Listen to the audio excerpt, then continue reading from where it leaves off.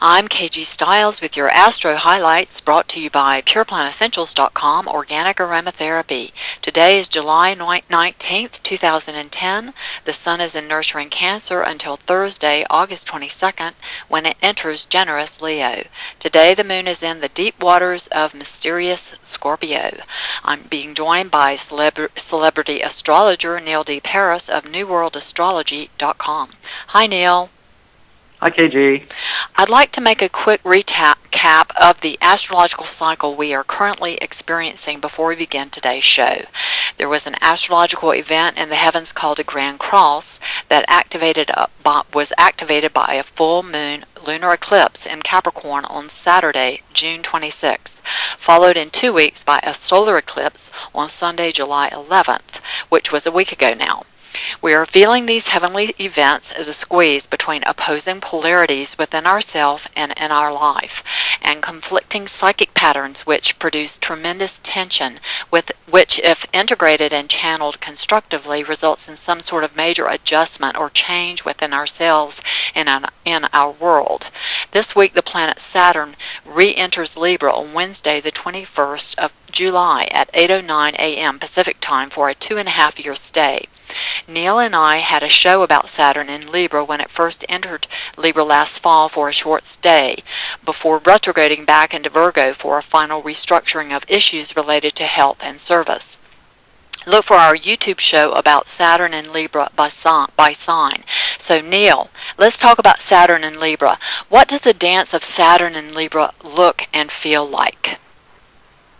Okay, well, Saturn in astrology represents the law that we make for ourselves, or the law that we find imposed upon us from the outside, our external authority through government, through parents.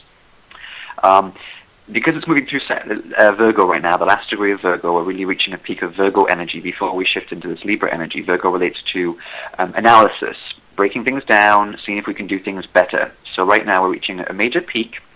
As we're talking today, everyone's experiencing this, of a breakdown. It really, in many ways, is a breakdown. The things that are not working, the things that we want to make better, work better for us within our bodies, within our routines, within our jobs, within our life situations in general. Where we live, how we're living on a day-to-day basis. What's our daily schedule?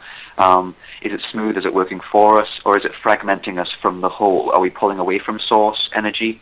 On a day-by-day basis, a moment-by-moment basis, a minute-by-minute basis? Are we making the choice to be separate? That's the Virgo energy, fragmented.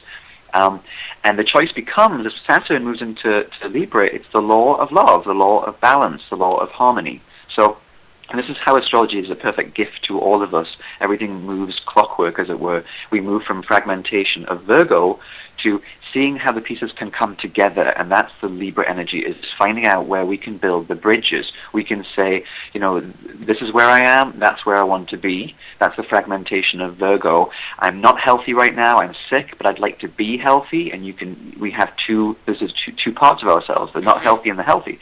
And Libra is the bridging the gap between the two, because there's only one moment existing in time. You know, this moment is always unfolding. It just seems like time is linear. So we are where we want to be already, and it's important for us to remember that. The bridge of Libra is the illusion of bridging a space from A to B when we already are at point B.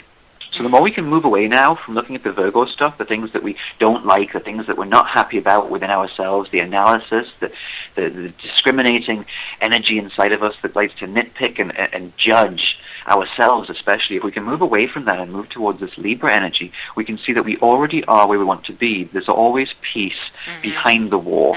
There's always calmness away from the storm. The sun is always shining somewhere on the planet. There's always daytime somewhere. And the more we can move away from that, breaking things down inside of ourselves, that's going to help us bring this new wave of Libra energy in. And that's the authority. We're going to become masters and create our own laws of balance, our own laws of harmony. So that's a question to put to us all now, is where is your balance? Where is your harmony? Can you move towards that peace instead of moving backwards away, towards that old energy of separation and fragmentation? And we were talking before the show how this is a wonderful time to read poetry and to begin to develop more of an integrated language where you move beyond us and them black and white, good and bad, and see that it's all working together. It's all one I love thing. that. That's so perfect. Yes, and I think this opposing this opposition, we're reaching a culmination of these kind of polarities within ourselves. There's a real opportunity for illumination and integration coming with this full moon in Aquarius on Sunday, July 25th, and on the very next day, Saturn will oppose Uranus exactly for the last of 5 oppositions. The first was Election Day in the U.S. when Obama was elected president. What does this final opposition mean for us, Neil, and how do we make the most of it?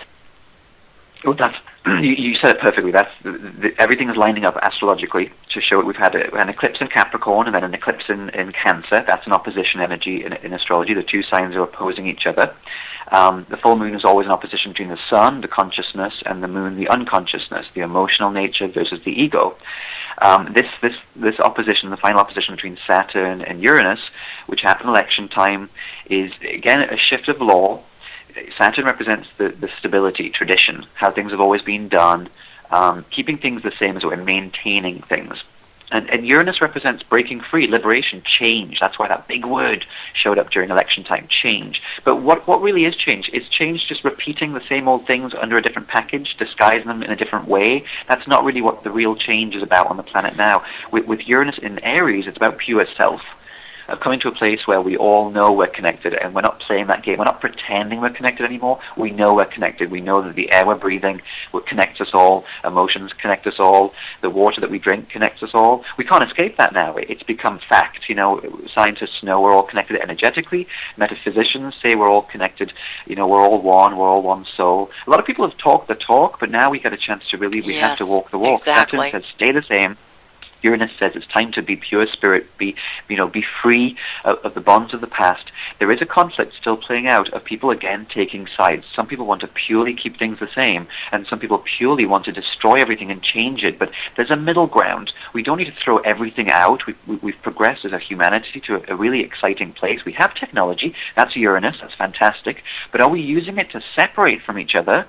That's the Saturn energy. Are we using it to control each other through the media, or can we use the technology that we have, that's one example, to help free each other with throwing new information in the pot of how to liberate humanity from the shackles of the past? So do you have any special astrological offerings for people at this time, Neil? Yeah, well, because we're moving into this Libra energy, it's about partnership. How your relationship with yourself, first and foremost. Are you fragmenting, or are you finding yourself in harmony with yourself? If you're in alignment with yourself, everything that you attract around you will be in harmony. You'll find that you won't be attracting that aggressive energy around. You won't be finding people are judging you because you're no longer judging yourself. That's the amazing gift that we have now. Because it's a time of relationship, I'm really pointing people towards the things that I have to offer as far as relationship reports go. I have a cosmic couple report and a relationship report at the website. Those reports can be used as for friends or business connections or romantic relationships. Even if you're single, it's a good time to really kind of get into a better relationship and harmony with yourself. And that's newworldastrology.com, your website. So to make the most of this current period in the astrological cycle, I recommend chakra clearing and balancing. This morning when I was out watering my garden, a blue dragonfly came and kissed me on my left cheek, which was very unusual, and I received the message, your wish is granted, your dream is fulfilled. This message is for everyone listening now. Whatever you have been focusing your attention on, it is time to open your mind to receive. Tuning into and relating to your chakras through clearing and balancing them opens your psychic channels of intuition, as well as charges your chakras with a pure energy to attract positive outcomes in all areas of your life.